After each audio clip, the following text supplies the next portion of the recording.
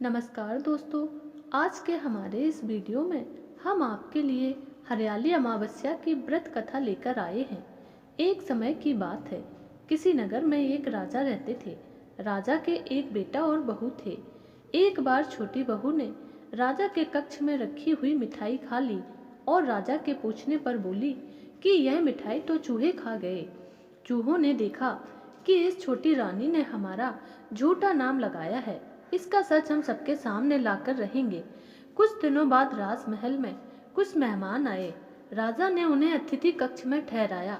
चूहों ने सोचा यही सही समय है छोटी रानी का सच सबके सामने लाने का।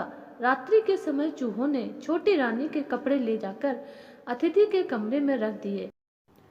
सुबह हुई तो नौकरों ने देखा कि छोटी रानी के कपड़े अतिथि के कक्ष में रखे हैं। धीरे धीरे यह बात पूरे राजमहल में फैल गई। जब राजा को यह बात पता चली तो राजा ने छोटी रानी को महल से निकाल दिया। छोटी रानी हर रोज पीपल के पेड़ के नीचे एक दीपक जलाती थी। एक दिन राजा शिकार खेलकर लौट रहा था तो उसने रास्ते में देखा कि वहां पीपल के पेड़ के नीचे कुछ जगमगा रहा है। राजा ने अपने सैनिकों से कहा कि जाओ उस पेड़ के ऊपर बैठकर देखो कि यहाँ क्या जगमगा रहा है। राजा के सैनिक गए और पीपल के पेड़ पर चढ़कर बैठ गए। रात्रि में उन्होंने देखा कि कुछ दीपक आपस में बातें कर रहे हैं।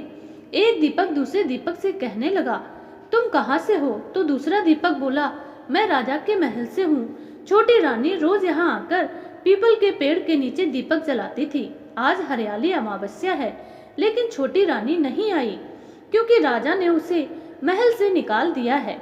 दूसरे दीपक ने पूछा, राजा ने छोटी रानी को महल से क्यों निकाला?